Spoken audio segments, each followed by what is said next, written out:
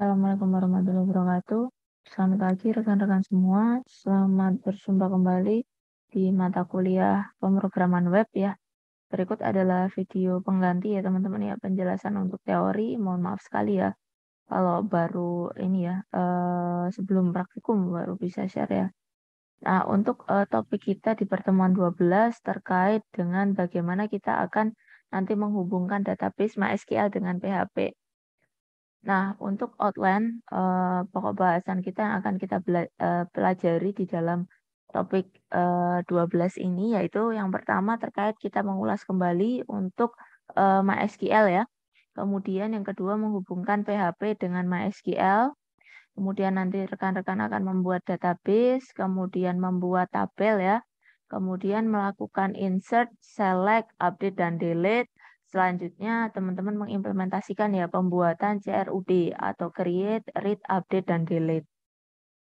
Nah, untuk mengulas kembali MySQL, di sini secara teoritis MySQL ini adalah salah satu sistem basis data yang cukup terkenal ya, yang populer, bisa kita peroleh secara bebas ya, bisa di-download dengan mudah, diinstal dengan mudah ya. Kemudian tabel database-nya juga relasional ya, jadi memudahkan kita dalam mengimplementasikan ketika akan kita hubungkan dengan PHP, teman-teman. Nanti kita gunakan eh, database ini ya untuk menyimpan data dalam bentuk tabel MySQL. Nah, untuk struktur tabel ya teman-teman ya. Contohnya seperti ini, katakanlah kita membuat suatu tabel dengan nama person ya di sini ya, tabel person, di mana kita memiliki beberapa field ya, di antaranya ID, kemudian first name, last name, dan email. Di mana ketika teman-teman akan melakukan operasi query, misalkan kita akan mencari data dengan nama Peter misalkan. Nah, kita bisa memanfaatkan query sintak SQL yaitu select. Misalkan emailnya ya teman-teman ya, email dari si Peter tadi ya. Kita ingin mencari email dari si Peter dari tabel person di mana ini ya, nama awal atau nama depan dari email yang akan kita cari itu adalah Peter. Maka nanti akan diberikan hasil ya, yang emailnya dari Peter. Nah, kemudian nanti rekan-rekan bisa menghubungkan ya PHP dengan MySQL menggunakan fungsi MySQL Connect ya. Di mana di sini struktur sintaksnya adalah $link MySQL Connect, hostname ya, kemudian username, password, dan database. Nah, untuk implementasinya ya teman-teman, ini adalah salah satu contoh struktur PHP-nya ya, di mana tadi kita mengimplementasikan fungsi MySQL Connect. Nah, di sini ya teman-teman ya, $link MySQL Connect, kemudian langsung ya localhost, kemudian kebetulan passwordnya root ya, karena kita belum define database-nya dikosongi saja ya. Nah, kemudian karena tidak ada passwordnya jadi empty. Kemudian di sini teman-teman bisa mengecek dulu ya hasilnya koneksinya kita simpan melalui if ya. Kalau memang ada error nanti akan kita buat pesannya ya teman-teman ya. Error could not connect. Kalau misalkan lancar ya nanti diberikan notifikasi connect successfully. Kemudian close connection. Nah, kemudian nanti rekan-rekan membuat database ya, teman-teman ya.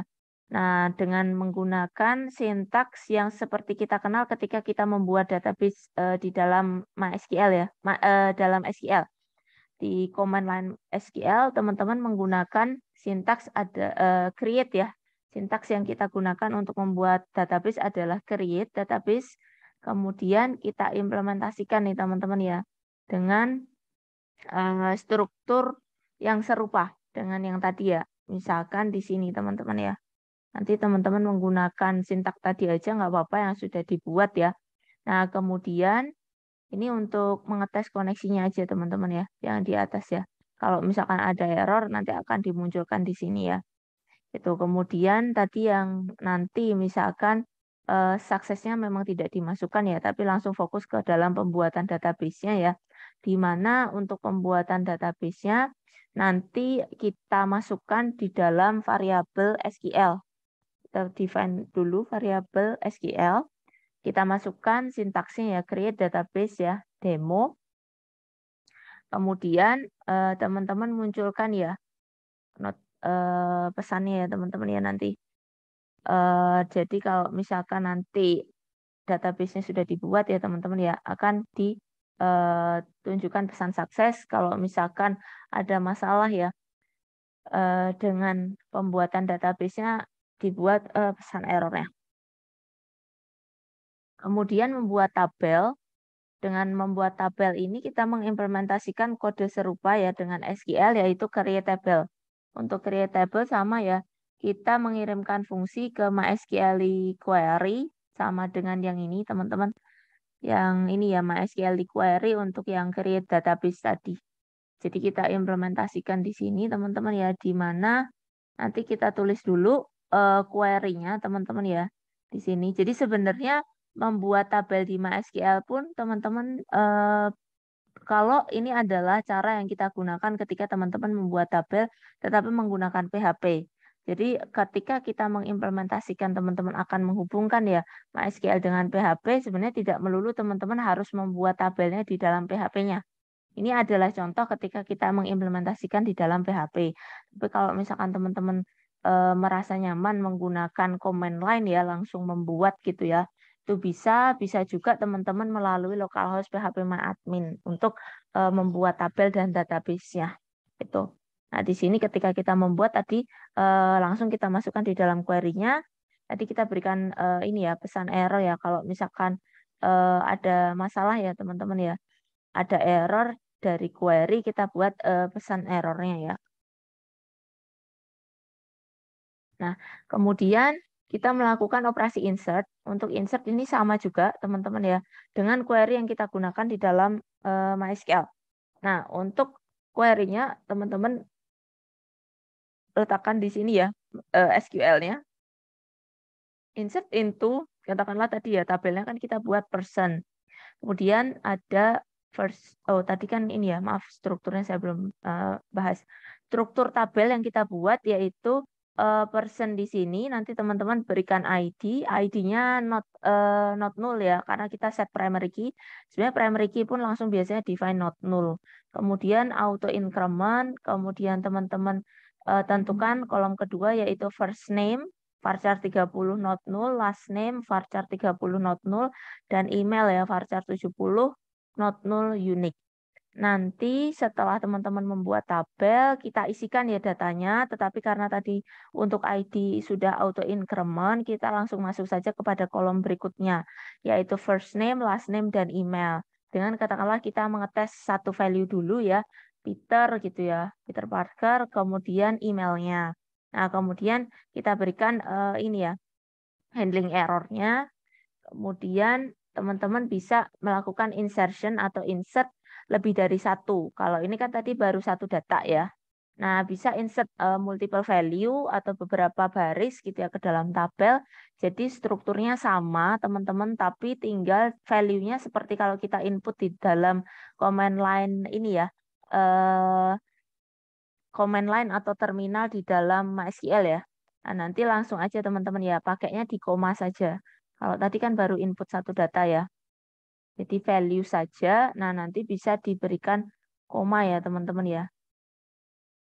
Insert nanti turun ke bawah ya. Di koma saja beberapa data yang ingin ditambahkan.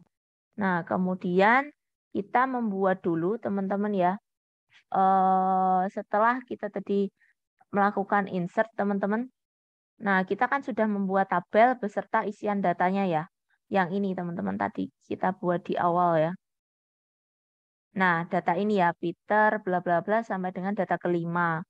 Kemudian kita masuk ke pertama ya, kita akan membuat dulu sebelum kita akan menginsert nih teman-teman ya, kita akan membuat dulu form HTML-nya teman-teman. Di mana nanti kita bisa melakukan insert ya, tetapi tidak perlu dengan ini ya di dalam PHP-nya ya, tapi kita buat form sendiri ya teman-teman ya untuk eh,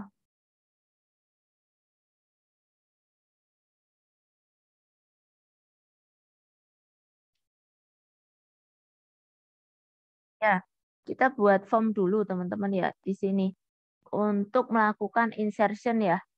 Jadi kita buat form HTML-nya dulu dengan beberapa data inputan. Katakanlah tadi kita ID-nya sudah auto increment, berarti langsung saja ya kita buat inputan untuk first name, last name, dan email.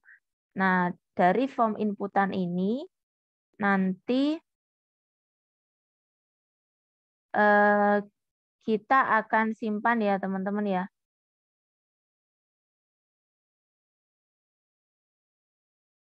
Nah, saya lanjutkan ya teman-teman ya.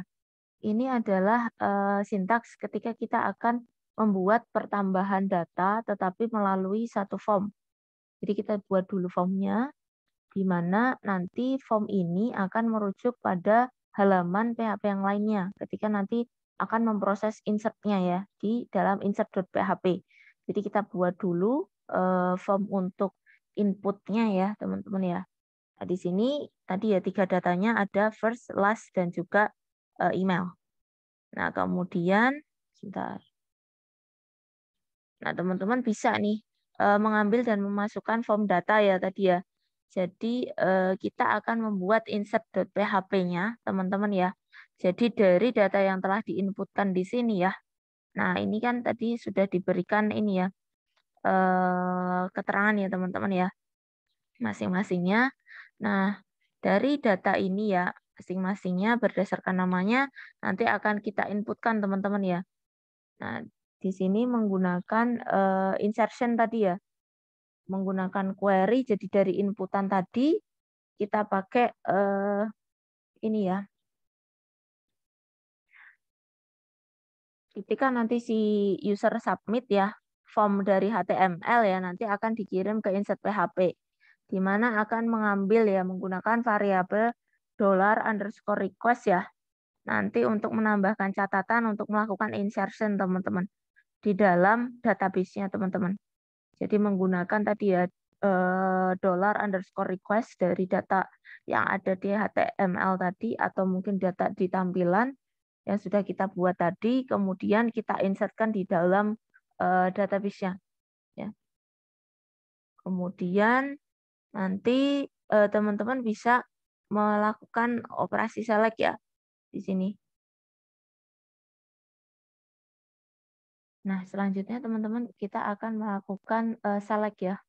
Select di sini untuk menampilkan data yang teman-teman ingin munculkan ya. Misalkan di sini kita lihat query yang akan kita gunakan adalah select all from person ya. Jadi kita akan menampilkan data dari tabel person di mana nanti kita akan tampilkan datanya dalam hasil tabel ya teman-teman ya. Jadi kita buat dulu tabelnya nih teman-teman. Tabelnya dengan kolom ya ID, first name, last name, dan email.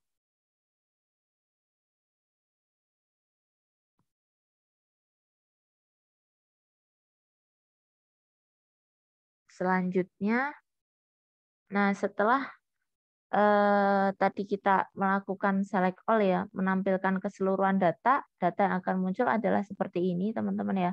Di mana nanti ketika teman-teman ingin mengaplikasikan where ya, klausa where katakanlah teman-teman melakukan where spesifik tertentu untuk data tertentu, misalkan pemanggilan nama John ya dengan struktur yang sudah kita buat tadi ya. Untuk pemanggilan data select ya tadi ya. Karena select ini adalah kita mengeksekusi query, mengirimkan fungsinya di MySQL query ya teman-teman ya. Kemudian dari fungsi MySQL query yang disimpan dari variabel result tadi, setiap kali MySQL defense array dipanggil, ini akan menampilkan hasil baris berikutnya ya. Nah, di sini nanti kita akan munculkan hasilnya ya tadi ya yang berdasarkan nilai where-nya. Kemudian, nah setelah teman-teman mengaplikasikan where, teman-teman juga bisa mengaplikasikan limit ya ketika melakukan query. Nah, misalkan teman-teman cukup menampilkan 3 data. Nah, ini bisa menggunakan select all from person limitnya 3. Nah, ataupun mengambil baris inklusif baris tertentu, misalkan select all from person limit 1,3 ya. Jadi nanti data yang dimunculkan di sini ya teman-teman ya. Baris dari ini ya, satu itu karena dia kan ngitungnya dari nol ya teman-teman ya. Nol kemudian baru satu, panjangnya 3 baris ya teman-teman ya. Nanti ada 3 baris gitu.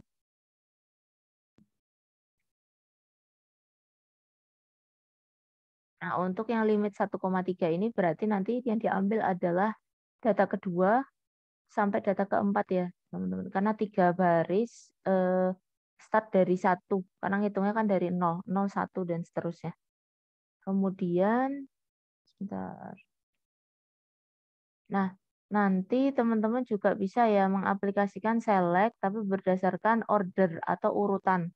Order by di sini kan ada 2 versi ya, bisa ascending, bisa descending, ataupun order by teman-teman spesifikan ya tadi ya berdasarkan satu kolom tertentu misalkan. Kemudian ada penambahan ascending atau descendingnya gitu ya. Nah, di sini misalkan order by first name ya. Jadi first name-nya nanti akan diurutkan dulu. Selanjutnya teman-teman bisa melakukan pengaplikasian update ya, query update di dalam PHP-nya.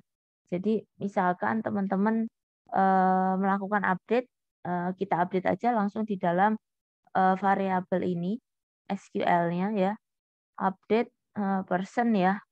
Nah tadi emailnya misalkan kita ganti email baru gitu. Nah ini sama dengan query kalau di dalam SQL biasa teman-teman. Di mana nanti teman-teman bisa memberikan pesan error ya ketika untuk handling error kalau misalkan ini ya hasil rekordannya belum terupdate. Kemudian selain tadi kita melakukan operasi update, teman-teman bisa melakukan delete ya penghapusan untuk menghapus data yang telah teman-teman inputkan misalkan. Nah, di sini misalkan tadi ya kita tinggal update aja di variabel untuk query-nya ya teman-teman ya. Query-nya delete from person where first name-nya John. Jadi dari awalnya 5 data, nanti dia akan tinggal data yang tidak menyertakan first name-nya John.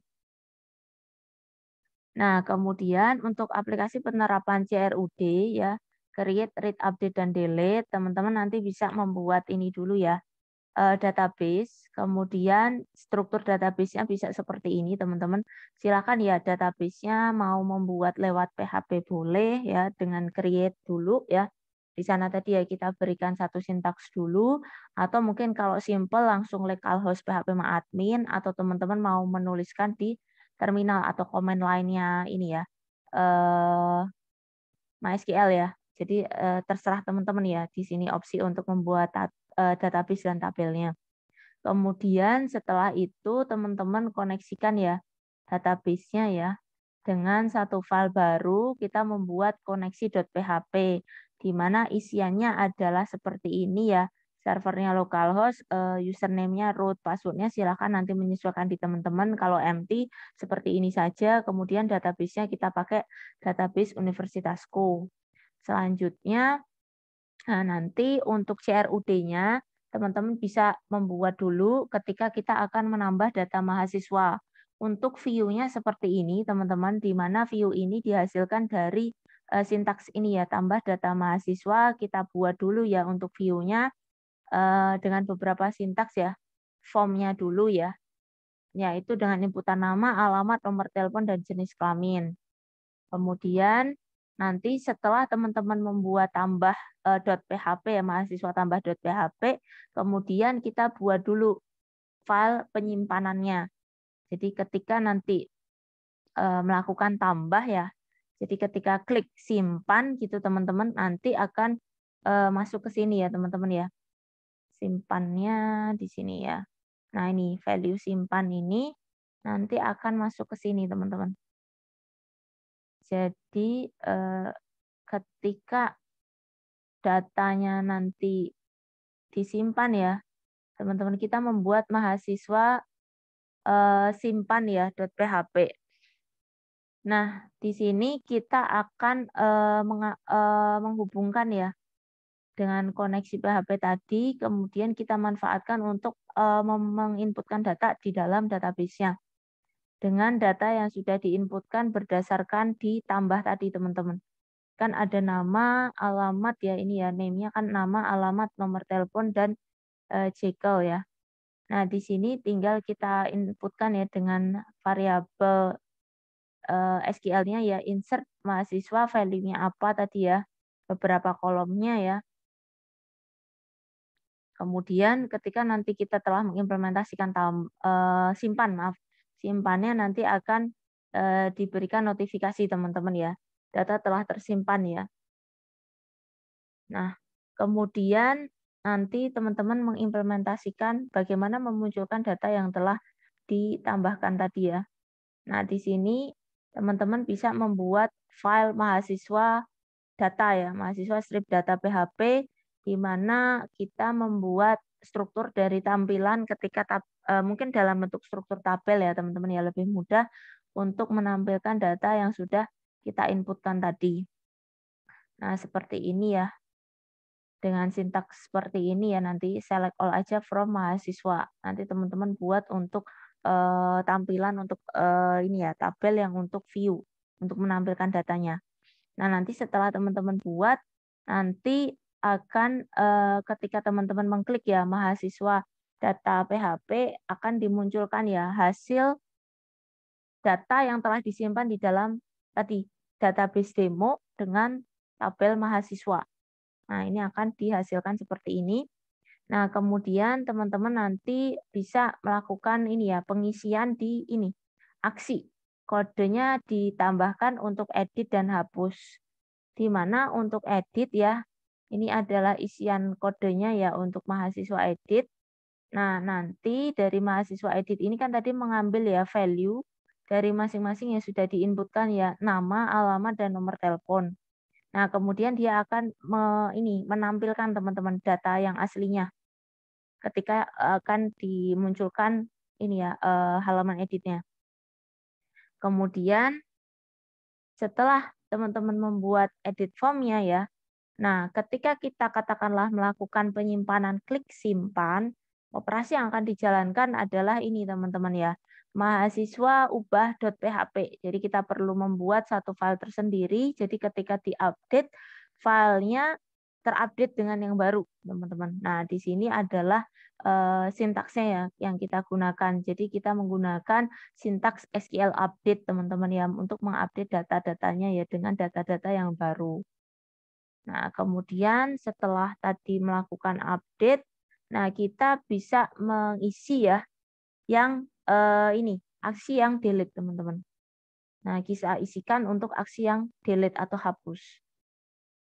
Untuk aksi hapus, di sini nanti teman-teman bisa membuat file ya mahasiswa hapus.php, di mana di sini kita lihat nih sintaksnya adalah delete ya from mahasiswa, di mana ID mahasiswa sama dengan ID ya, ID yang dibuat. Nah, di sini nanti setelah data dihapus, teman-teman nanti akan memunculkan ya satu window kecil, data telah dihapus notifikasinya ya. Kita buat satu JavaScript. Nah, ketika telah dihapus, maka data yang akan dihasilkan adalah ini teman-teman ya. Kita panggil lagi untuk melihat view struktur dari tabel yang tersisa ya, sesuai dengan tabel yang ada di dalam database yang kita gunakan. Nah, karena tadi dihapus satu teman-teman ya, nanti tinggal satu data yang tersisa gitu. Nah, saya kira demikian teman-teman ya untuk materi pelengkap teori. Mohon maaf sekali ya baru bisa share. Nanti kita bisa terapkan di dalam kelas praktikum. Saya kira demikian. Wabillahi taufiq wal hidayah. Wassalamualaikum warahmatullahi wabarakatuh.